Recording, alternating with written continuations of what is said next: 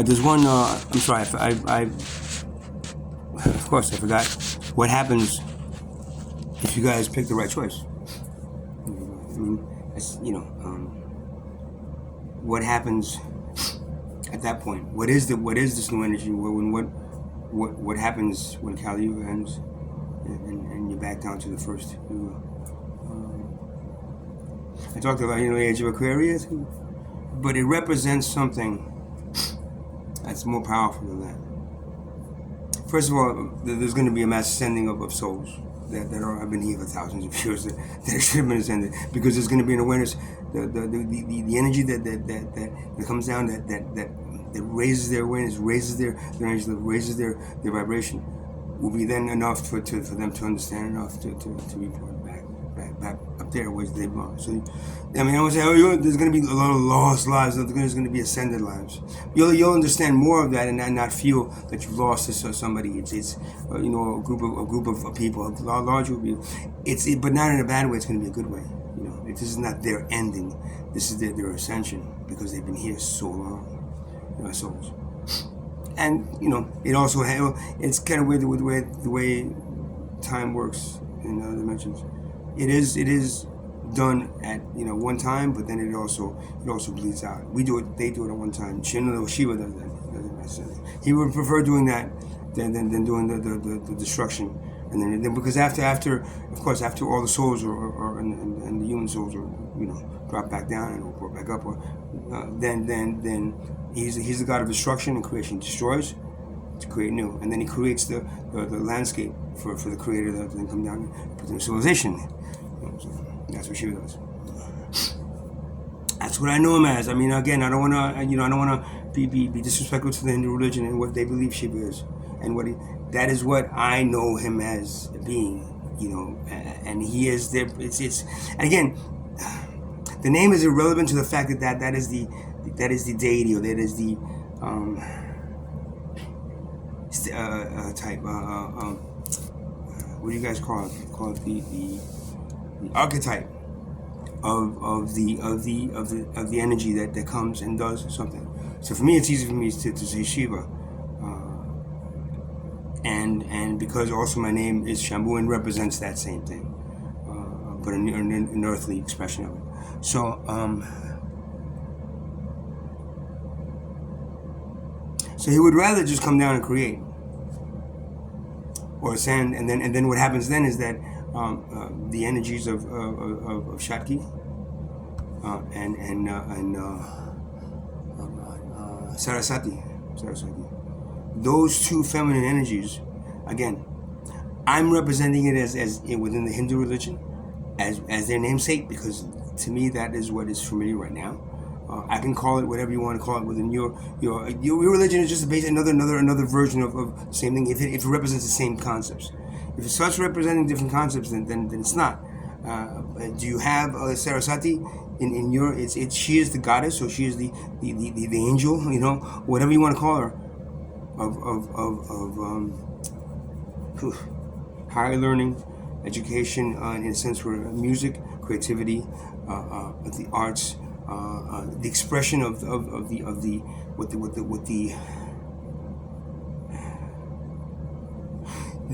expression of creation, that is the continuation of the creation process of you as a human body being created, and you as a human soul being created, and then you as civilization being created. Again, it's the creation process continue. There's only love in the creation process. There's no hate. Right? There's no good and bad.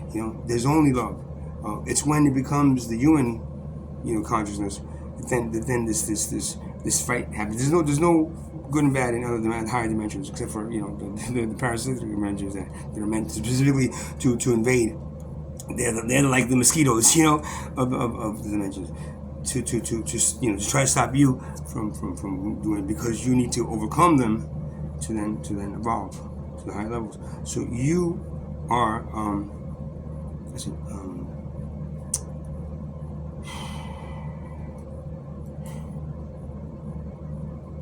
you are then within this energy, because then it says Saraswati, and you can just go Google the name Saraswati, and you'll tend to know more about her. And then I just know what's kind of been, told to me, or the knowledge that I've acquired. And then Shakti. Shakti is the female version, or the female equivalent of Shiva. Shiva and Shakti.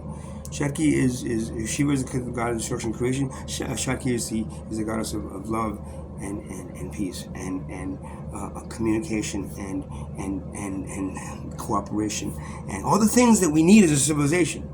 Sorry, while the father and the mother both have the baby, the mother's the one that nurtures, right?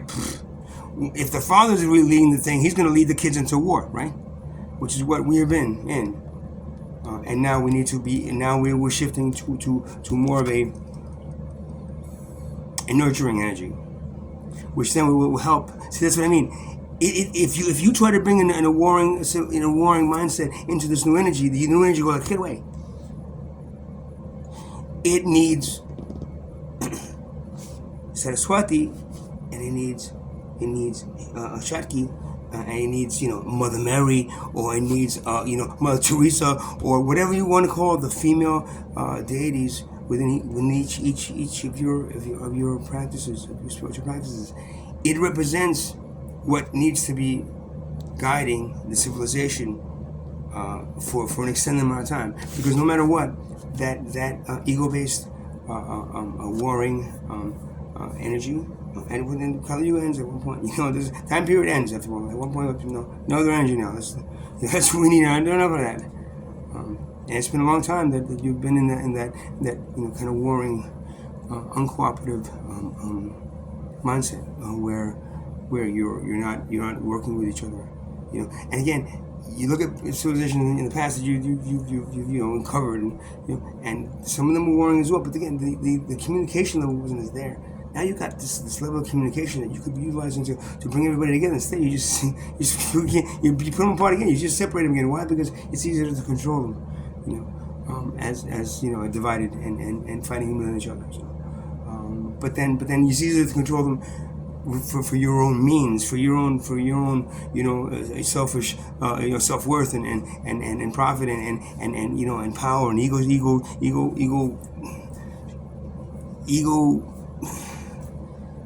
directed,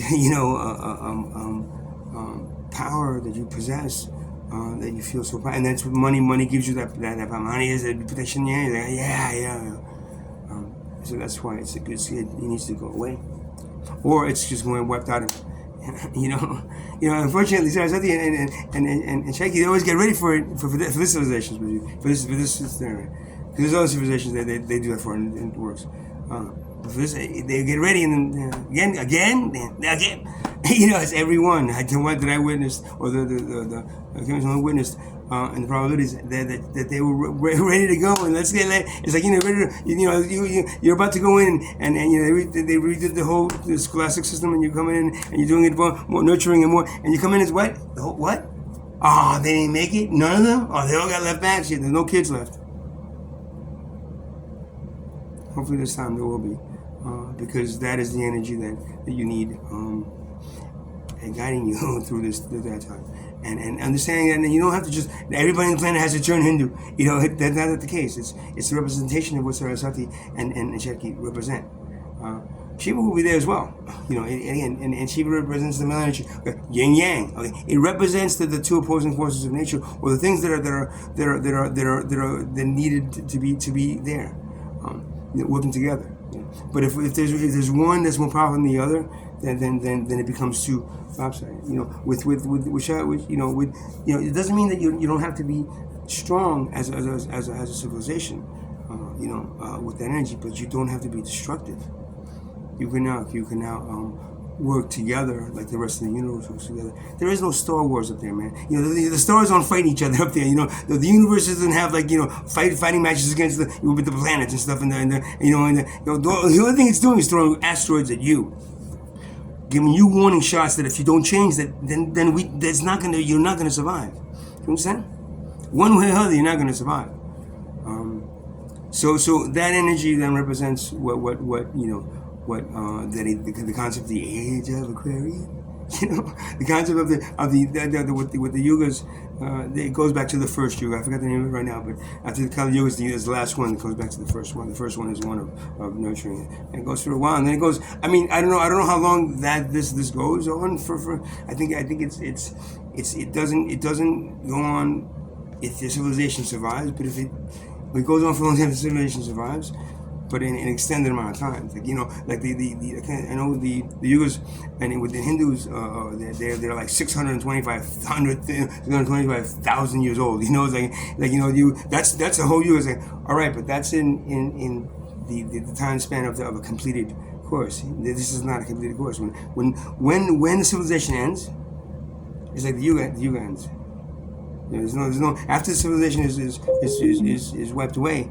If then even though the yuga is supposed to last 625,000 years or something, so he said, right, if civilization lasts that long, and within that time frame, within that energy, but it doesn't. And when it doesn't, then it ends at that precise moment. And that precise moment is when the energy shifts. They can't handle it. So that's it. It's. I want to just I missed the what would happen if you do choose the right thing to do, like today or tomorrow, and start working on it like today, tomorrow, today. What would happen?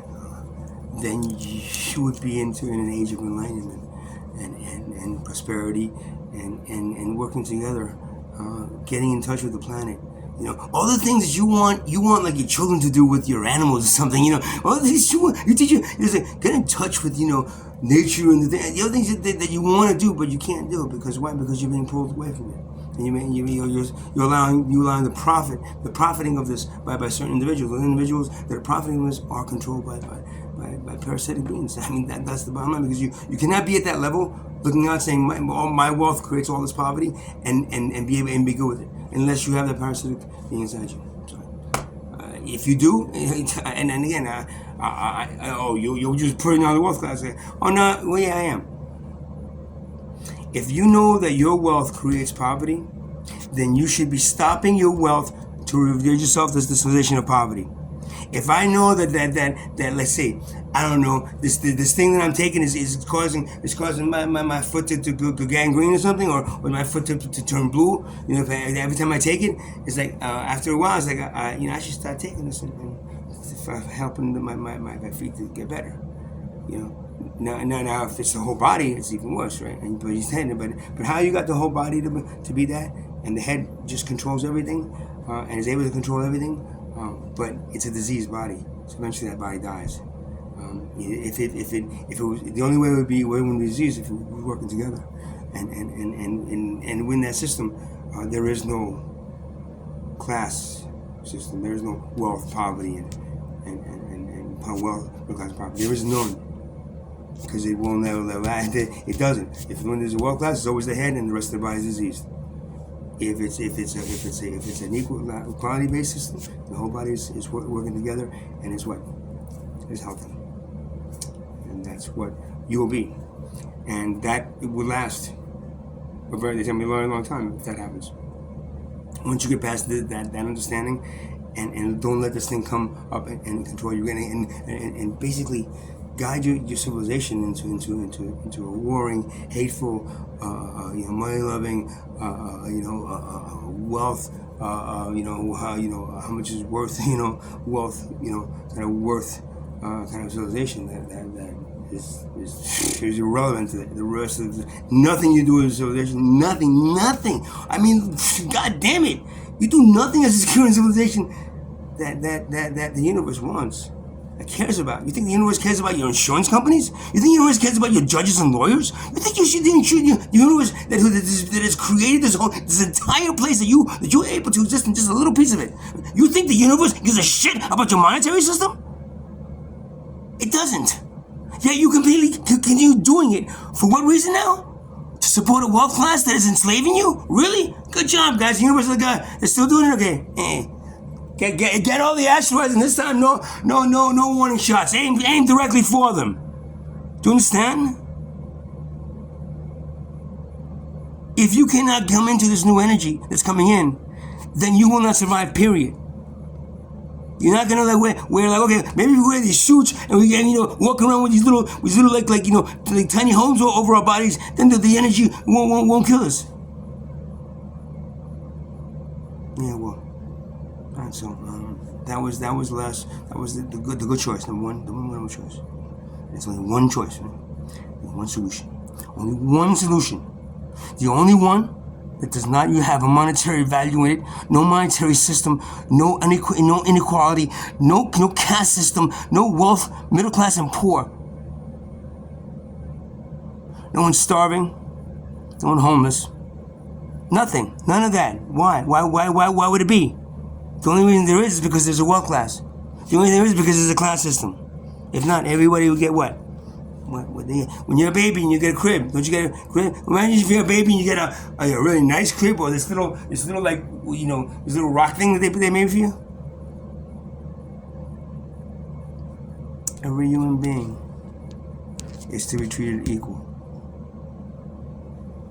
because every human being is a reflection of the Creator that created you. And if you think your God is anything like your father, you think your father wants you an inequality, and then he wants everybody to be friendly and equal and share. Unless he's some sort of scumbag that wants that pits his kids against each other, Okay. Again, you guys.